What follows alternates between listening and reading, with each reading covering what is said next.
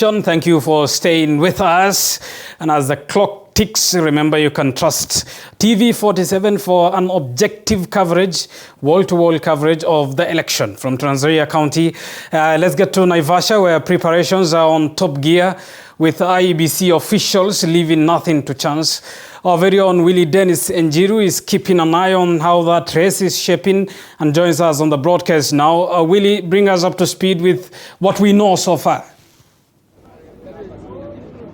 Thank you very much, my colleague in studio, Abdullahi Abubakar, coming to you live from Naivasha. Indeed, as you said, IEBC is leaving nothing to chance as we talk.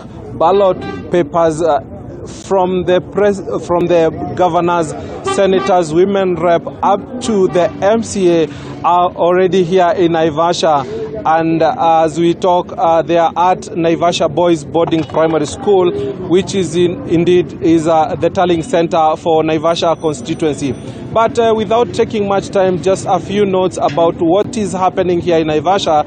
We are having instances of mass movement that have been witnessed here. A rather sad situation to watch unfolding. Each morning we have a bridge at On Your Way to Prison, where we are witnessing cases of people moving away from this town, and it is quite a sad thing to say. We have also witnessed cases of panic buying during the day, and people have said that they'd rather have enough stock, and that is food items with them, other than having situation from bad to worse, with a lot of anticipation and sad stories that have been witnessed previously, that they will not wish to have a chance on this. Without taking much time, I hand over the mantle to our colleagues who are here. Let me have this gentleman tell us your names and what is it about. Bring us up to speed about the current situation in Naivasha politically.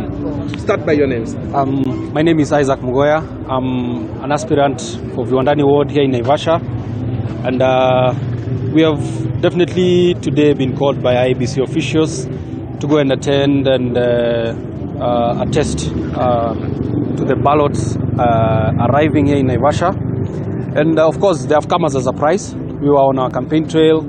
Around 4:30 p.m. we got a message from the returning officer that the ballot papers have arrived and we should rush to go and confirm that all the seals are there, and even the unloading at the Naivasha Tallying Center, which is at the Naivasha Boys Boarding Primary School.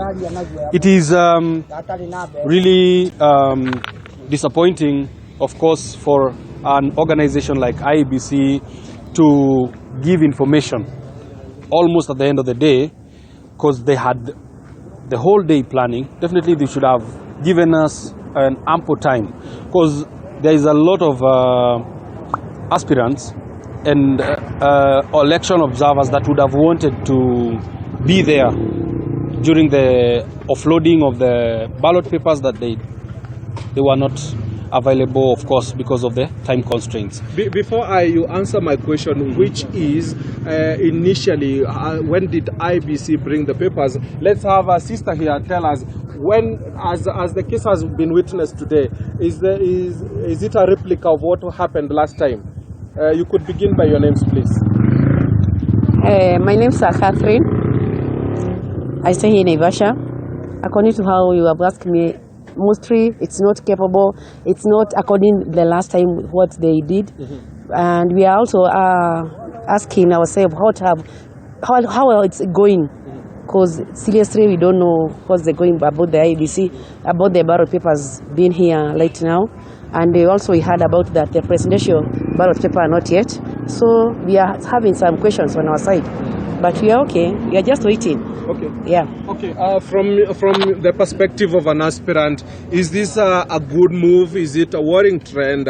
Is it early preparations? What is it for the IEBC? Of course, from the IEBC perspective, would say that probably they are trying to prove a point, because a lot of like presidential aspirants and other aspirants across the country have been questioning the readiness of IEBC to handle this election.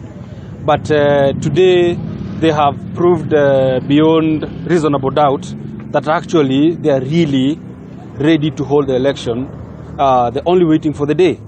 But it has come as a surprise because we are not used to ballot papers coming a week earlier to the election. Maybe 48 hours or so to the election. That is something normal that you have been used to. But a week to the election, and actually the ballot papers have come at a time when schools are still in session. Of course, there's a circular that has been given by the minister, the CS for education, that the schools have been closed effective today. Of course, tomorrow all the kids will have gone home. But our question and what actually is worrying me, like right now, the ballot papers are in the dining hall of that school at the Tallying Center, and all the students, the pupils for that school, are still there. Before we exhaust the time, the limited time we have here, what are the insights and perhaps peculiarities that you have seen around town that you can mention? Of course, there's something you mentioned about mass movement. We've experienced some of our neighbors, the residents from Naivasha, moving to the rural areas. But what we are telling them, kindly make sure that you maintain peace. We would not want to see such a scenario in the coming elections. Make sure that wherever you live, that place you have called home for years, make sure you use your vote to develop that place, to choose your leaders, because now what people definitely are going to do at home, they are going to choose leaders for their parents and for their brothers and sisters who are at home. While they choose their own leaders, it is also very good to make sure that that place you live, because you definitely would be wanting good resources and good development, make sure you also partake in the decision making of that area. There is also an issue about panic buying. We've experienced in supermarkets and in our shops and the markets, people are buying stocks and putting them at home in anticipation that there is going to be election violence. But something I've noted also is that within Naivasha and Nakuru County at large, I believe it is something that the government has done deliberately, because Naivasha is a perennial hotspot for post-election violence. And we have seen a lot of influx of security officers in plain clothes, security officers, of course, in uniform. You've seen a lot of them here. And I believe that the people who are moving, probably they believe or they think that there is going to be violence in this area. But we are always preaching peace. Right. We have talked to our people. We've told them, kindly maintain peace. You will always be your neighbor's neighbor, and you always be your brother's keeper. Kindly maintain peace and love each other. We only have one country. We have one Viwandani. We only have one Naivasha. Kindly do your democratic right. Go and vote. Leave the rest to the institutions that have been given that mandate by the government to count the votes and to relay the results. Thank you very much indeed for your time.